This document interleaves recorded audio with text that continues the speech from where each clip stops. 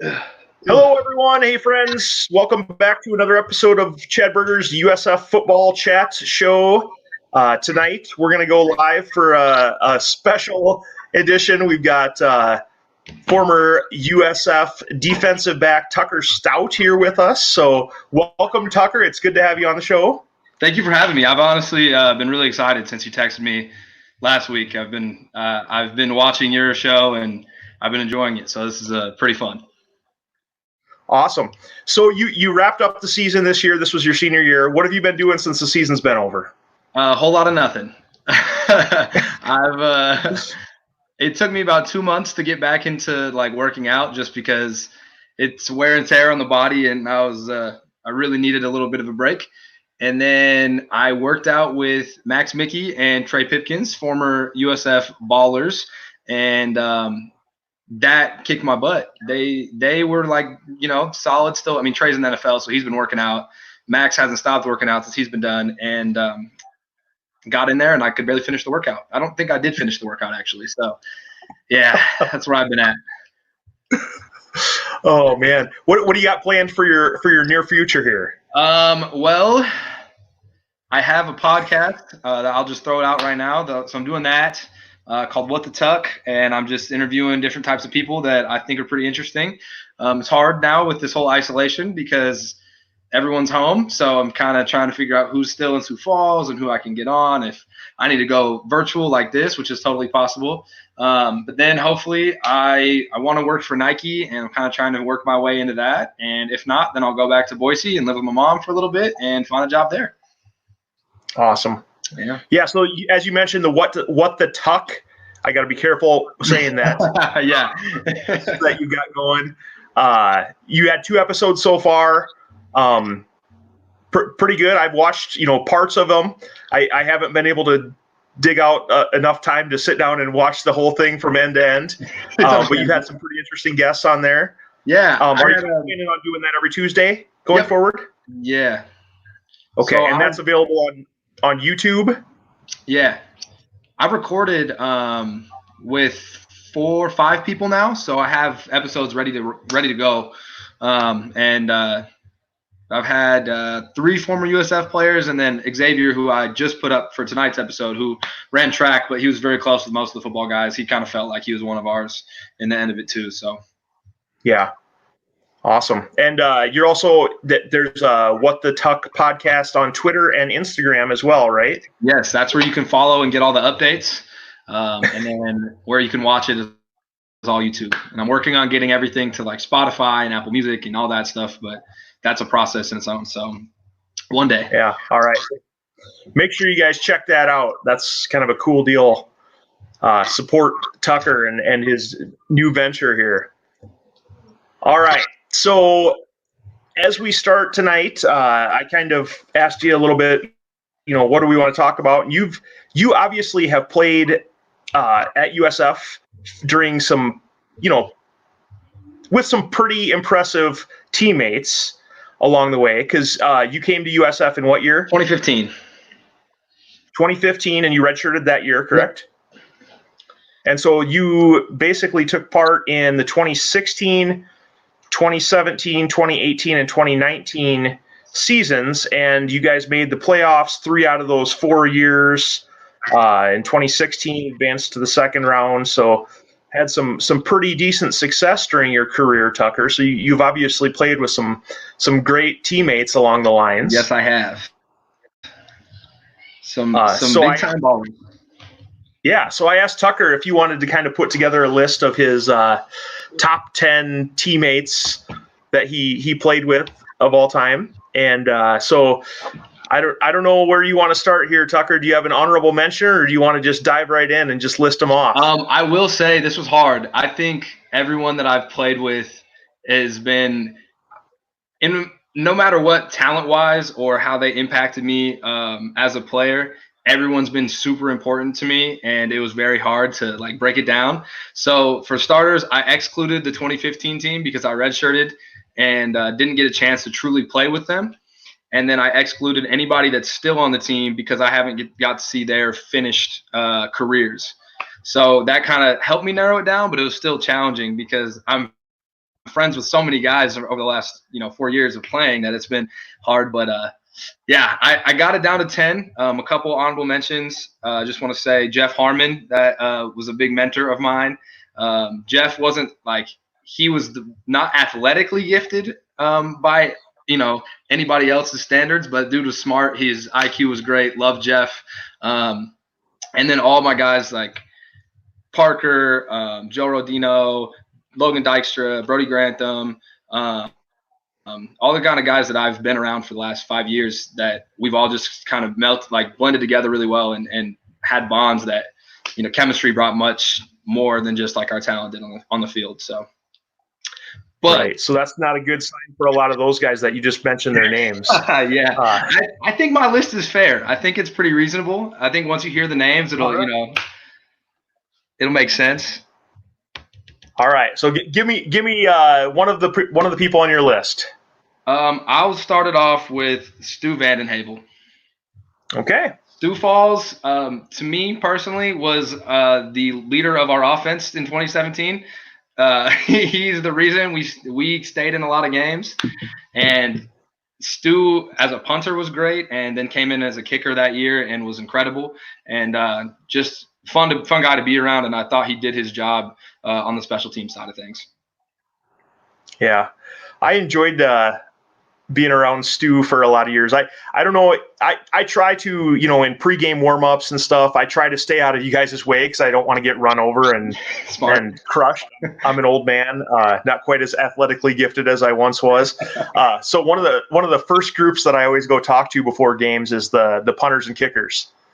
And I like to get a little bit of a feel from them on, what they think about the wind conditions and, how they're kicking and everything else. And Stu was always great. He would always tell me right away, what was going on and how far he could kick from, go in each direction, and just gave me all the great inside info. And so I love being around Stu. Stu's awesome. Yeah. All right. Another one. Joshua Butler, played safety, learned a lot from Jay Butt. A lot of times, I think what really put Jay Butt in my top 10 was his leadership skills. He was one guy that anything that came out of his mouth, you could take in and really put it onto the field, put it in the life perspective and everything like that. Kind of guy that took me under his wing a little bit as I grew and performed as a player. And a lot of things I can credit to him. One thing I can't credit to Jay Butt, though, is his ability to catch picks, because he could not do that. So Jay Butt knows, and I did not learn that. I learned my hands from many other people, and Jay Butt was not one of them. But everything else, I can say I learned a lot from Butt. So I got to know Josh pretty well. When I was still a professor at USF, he took a couple classes from me, and so I got to know him that way.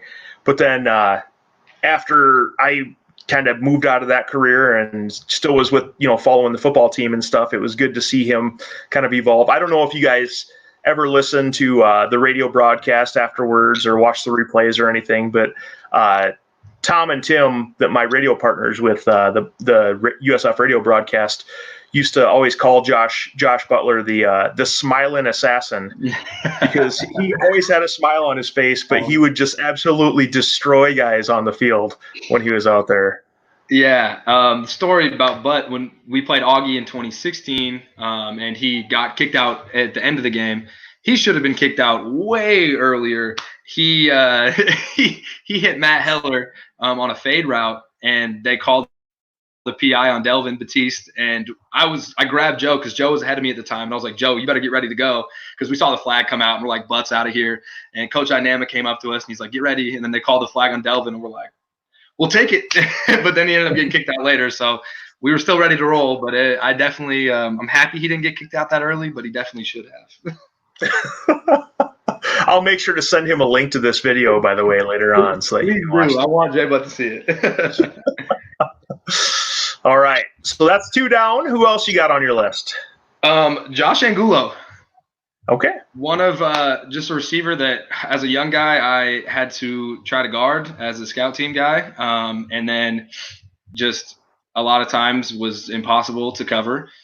Him, I'll just put 2 in this one. Brady Rose, too. They were a duo that was unstoppable, I believe, and There's times where Josh would get me with his quickness, and then I'd come back and guard Brady, and Brady would just throw me to the ground, and it was just impossible to cover either of them. But they made me so much better that I had to throw them on the list, and they did incredible things. I mean, watching them play, Brady was fearless when he ran with the ball after the catch, and Josh did things. I think it was against Mary, my redshirt year, 2015. He caught it, went all the way across the field, came all the way back across the field and scored, and they were animals. I loved watching them play. That's awesome. Yeah, those guys were a dynamic duo out there at the receiving core back in the 2014, 15, 16 era. So yeah, those guys were fun to watch. I enjoyed watching them. Yeah, solid, just solid dudes. All right. Who else you got? Antonio Green. All right. AG is one of the scariest people I've ever had to play against. But he was really nice, even when I was on scout team. I had to fill a couple gaps that he pulled in sometimes on the goal line. Yeah, that was not fun. He was an animal. I loved watching him block. 2016, I mean, our rushing game was absolutely nuts with Folks and Max in the backfield and Luke too. But that whole, I mean, honestly, if I could put that whole O-line in there as an entire five that I played with, but had to narrow it down a little bit. But AG was just a dominant player, and I loved watching him, hated playing against him. I also recognized AG on my all-time USF team. He was one of the offensive linemen on that team. So yeah, I just remember him destroying people from the opposing teams out there on the field. Yeah. All right. So that's 4, correct? Even though you. Well, yeah, 5 because I added Brady Rose. Okay. Okay. He was one other one, so I kind of just mixed them together. Okay, sounds good. So we're halfway through the list now. Halfway. Let's hold on. Stop right there. I do want to say we have a few people watching us live. If you are watching live and you want to comment, feel free to do that. We may post some of your comments as well.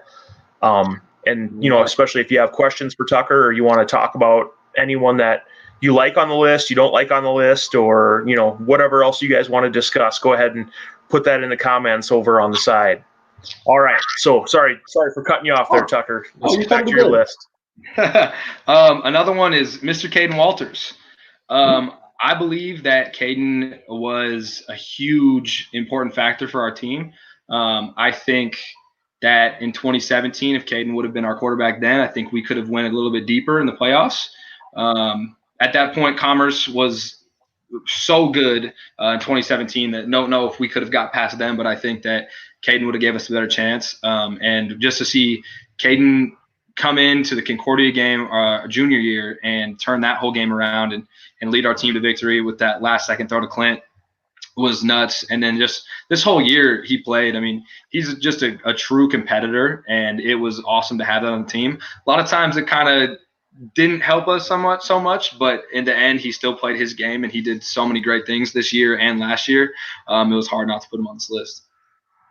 Yeah, Caden had 2 tremendous seasons and had some really good stats that put him up there probably in the top 10 of USF quarterbacks of all time, which is a pretty impressive list. Yes.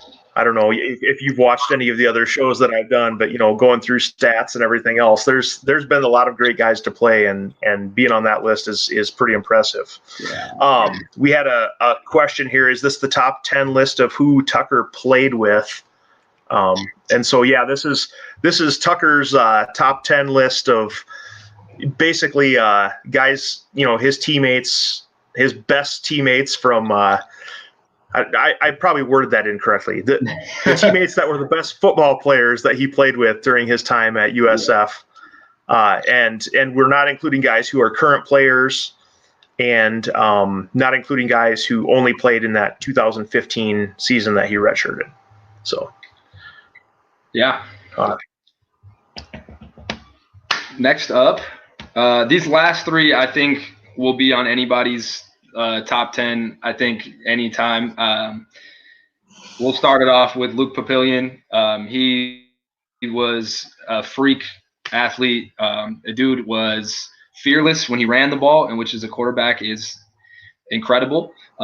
He threw the ball great. I mean, his receivers made a lot of things happen for him as well, but his leadership outside of being on the football field was incredible. I think Luke impacted me a lot as a leader, not just on the field, but off the field as well. But I mean, his game is just as good as most. And I think he's one guy that's going to be named down the road for one of the best quarterbacks to play at USF.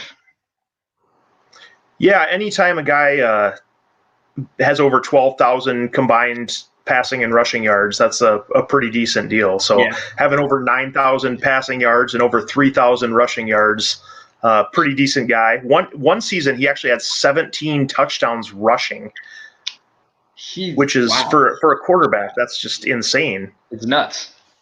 Yeah. So phenomenal athlete, great guy, fun to be around. So I got a question for you since you brought up a couple quarterbacks so far. One of the things that I noticed during games is that the quarterbacks go over to the sideline and they pick up like an old school phone. Yeah. They have a cord on it and everything. What's the purpose of that phone? Do you ever pick it up and talk on it? Like what? I've never touched that phone, and I always wondered what's going on it. Because my thought process is we have headsets that the coaches use. Why don't you just throw one onto those? Right.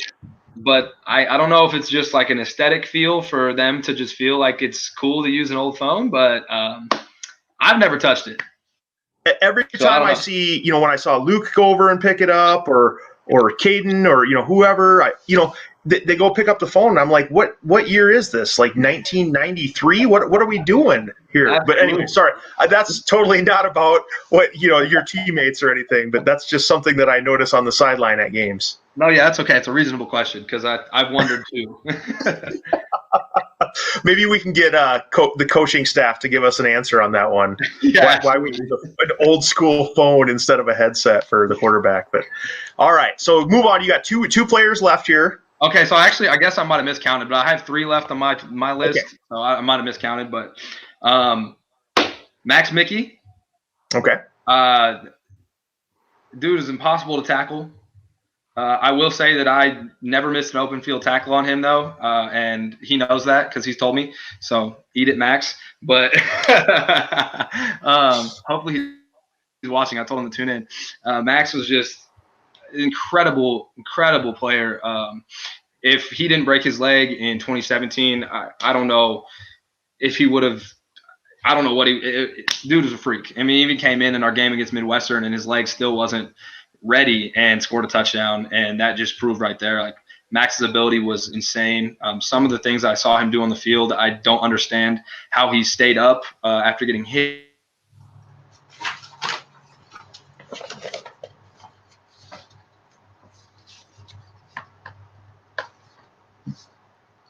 All right, Tucker.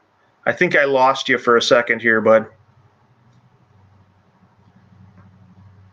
We'll see if we can get this connection restored. Max, one of the best all-time rushers. See if we can get this. Go ahead and flip that phone upside down there, Tucker. There we go. All right, we'll try a different connection. Yeah, I hope you can hear me. My computer I'm just going to go this way because it's easier. My computer just tweaked out, like I mentioned earlier outside of the chat. My computer's from 2013, so sometimes it doesn't like to work. So I'm up on my phone now. But yeah, Max, freak. I don't know what you said, but dude was an athlete and incredible player that I witnessed him do things that I never think I would see someone else do ever again. Yeah. So you mentioned like that 2017 season. Max, I think, ended up in that year with that was the year he was injured, right? Yeah, correct. Okay. But he still had almost 1,000 yards, I think, that season total. So he still was spectacular in just the limited action that he saw.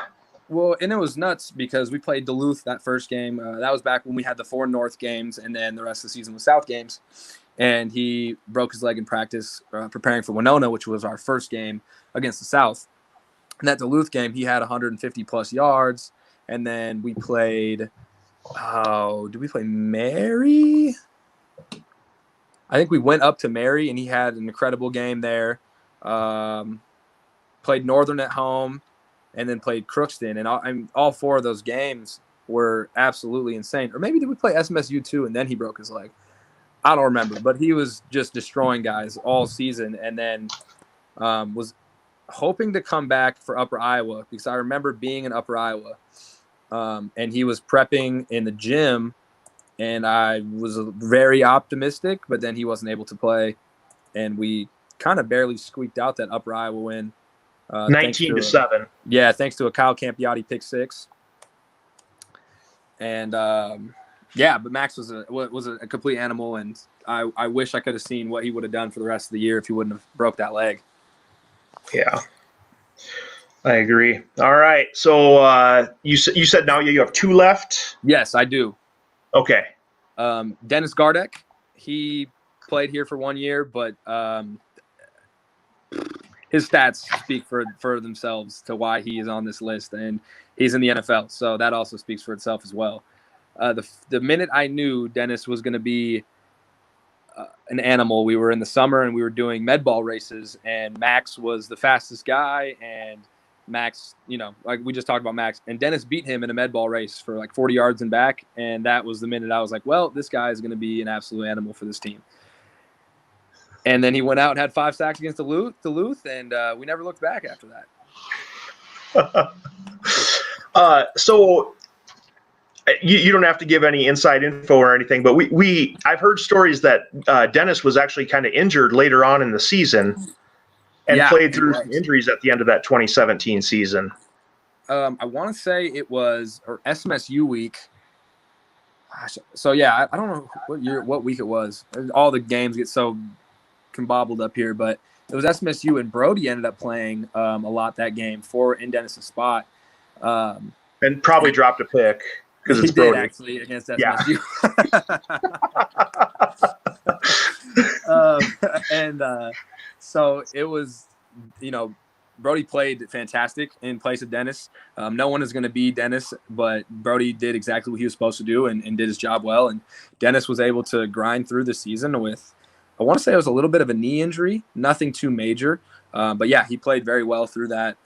And who knows what's going to happen if he was healthy the whole time. So this is kind of, I played 4 years at USF. You played 5 years at USF. A lot of times we get like 1 year guys that come in. And so obviously Dennis Gardeck is one of those guys. And it's sometimes difficult for those 1 year guys who are only going to be there for 1 year to develop a lot of chemistry in the locker room with the rest of their team. Was that kind of was Gardeck kind of a lone wolf, or did he kind of fit in with the rest of you guys? I will say here, I'm getting back on my computer, so give me a second and then I'll answer that. I'm going to make this look way better. I'm coming. Come on, go faster. All right. Technology is so fun, isn't it? It's so fun. And I'm a media major. You think I'd be good at this stuff? Okay. All right. We'll see if we can get you switched back in here. All right. So Dennis actually was not a lone wolf at all. He meshed really well with our team. As you can ask a lot of JUCO guys and 1 year guys that came in, they all kind of said the same thing, that a lot of us were very welcoming to those guys. And we brought them in as a family because that's what we are and that's what USF is all about.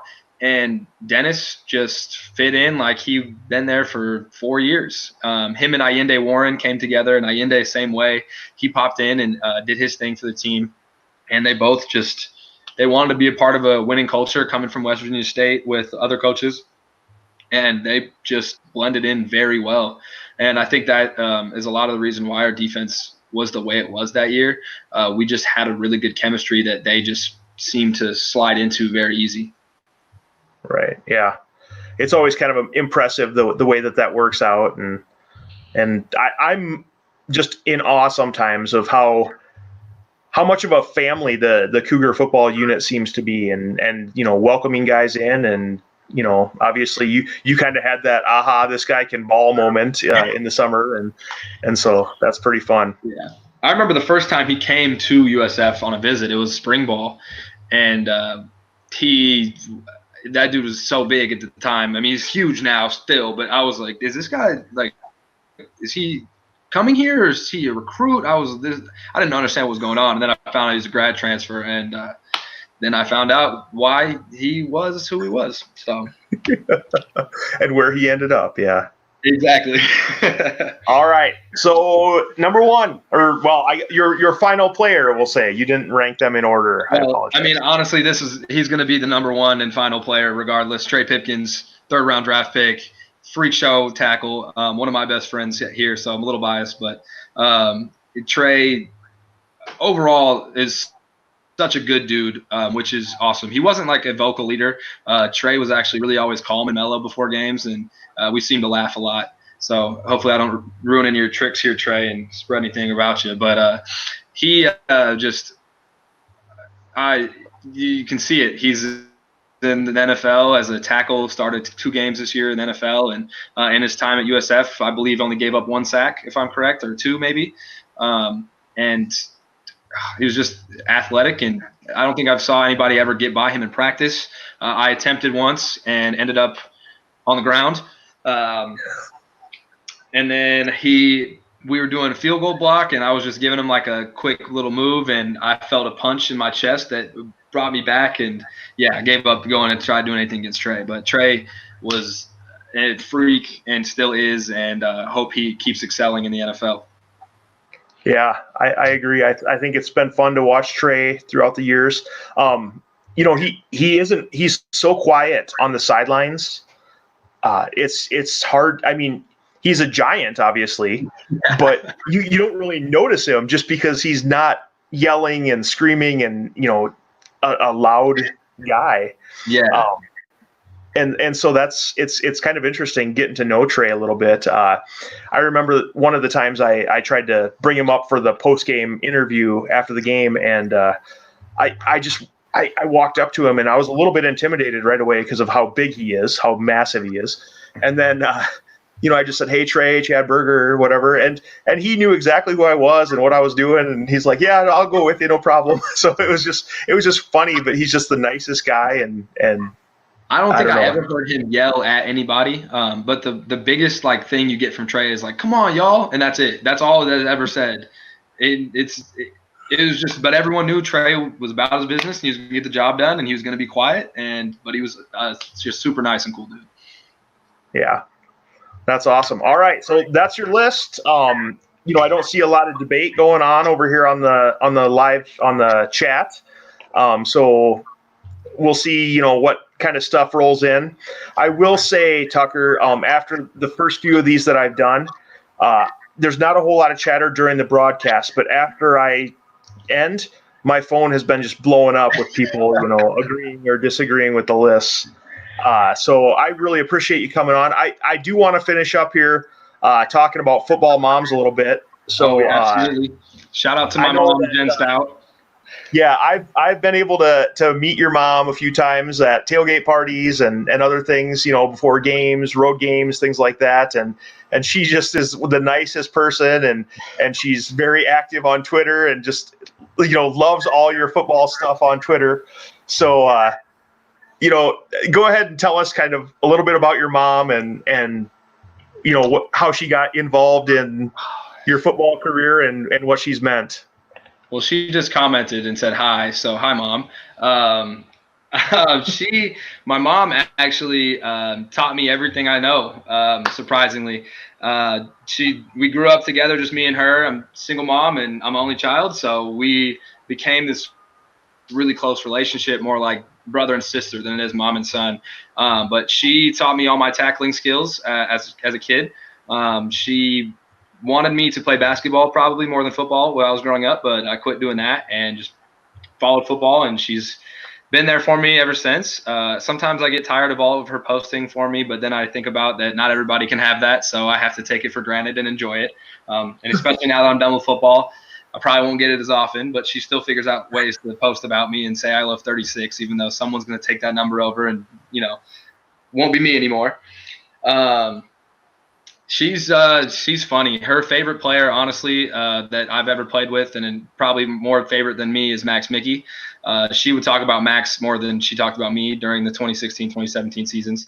That's probably because I didn't play as much, but I still have hung out with Max a few times, and she's still, when I call her, she wants to talk to Max more than she wants to talk to me. She's awesome. Everyone loves her. She's kind of always been like the team mom growing up, and even with her being in Boise, Idaho, and me being out here in Sioux Falls, she still kind of fulfilled that role. When she'd come to games, everyone wanted to see her. Everyone would talk about her, and even coaches know her and love having her around too. Yeah, I had a pretty active football mom too. I was fortunate that, I grew up around Sioux Falls, the Sioux Falls area, and so my mom was able to make it to I think she made it to every single one of my college games, including my senior year in 2001. She got in a pretty bad car accident the beginning part of November, right before we made our playoff run, and she actually, I was talking to her earlier today about it, and she actually made a road trip up to Bismarck, North Dakota, for our first round playoff game. And she said she had to recline in the car the entire ride because she was so uncomfortable. And she made it up there and sat through the game. And she's a tough lady, and I really appreciate that.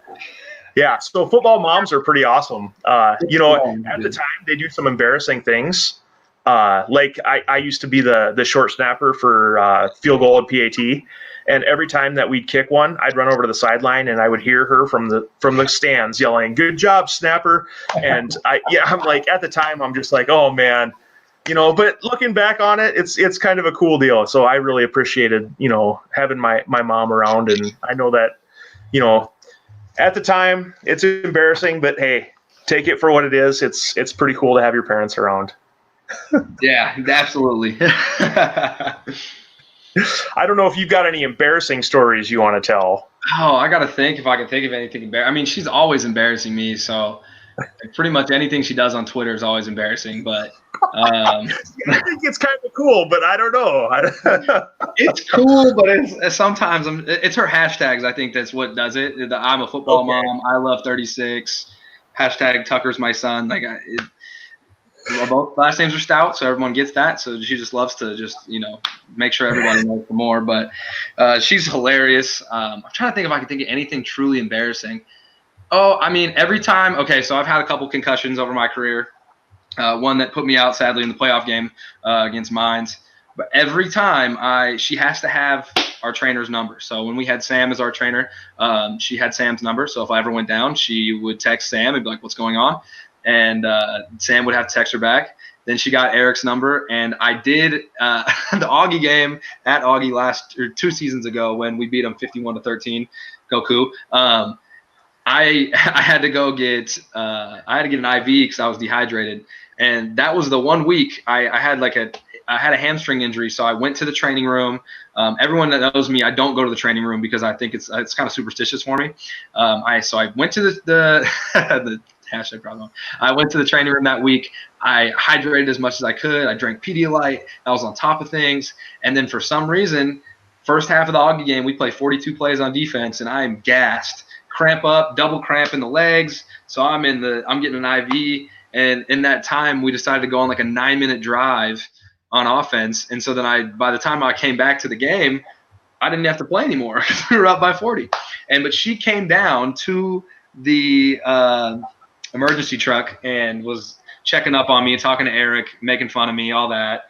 And then this year when I got a concussion in the Mines game, Trey was there, and she texted Trey, and Trey came up to me and goes, "Hey, your mom texted me. He wants to know if you're good." And I'm like, "Yeah, I'm good. I should be all right. I'll be good next week." And so she always loves figuring out what's going on by texting everybody and never wants to wait and figure out what's going on until after the game. But so kind of embarrassing, kind of just her caring a lot, but I always thought it was funny.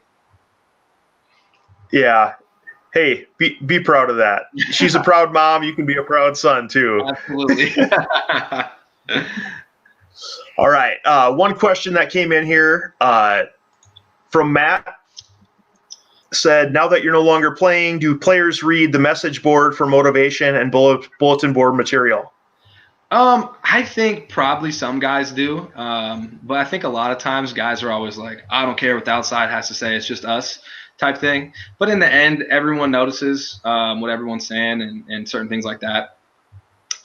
But, when you're playing, I don't know. I didn't pay attention to it as much.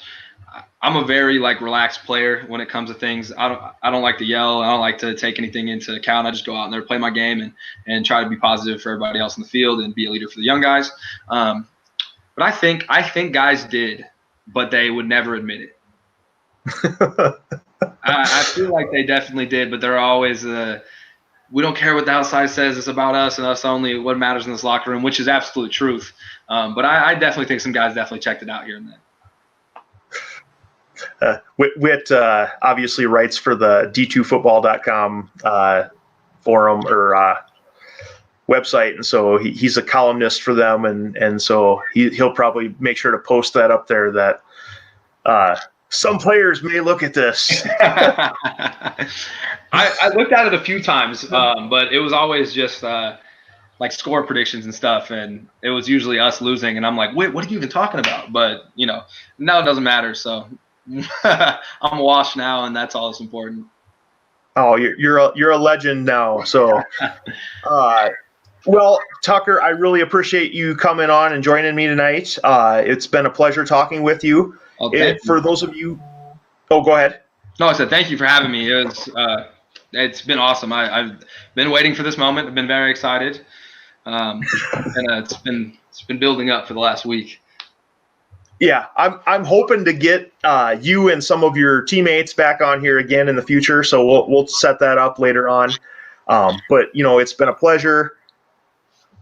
Some of the comments over here we're checking out, but yeah, it's been a great time, Tucker. Make sure those of you out there that are around check out the What's the Tuck podcast and support Tucker in his journey going forward. So thanks a lot, Tucker. Thank you so much, Chad. Have a good one.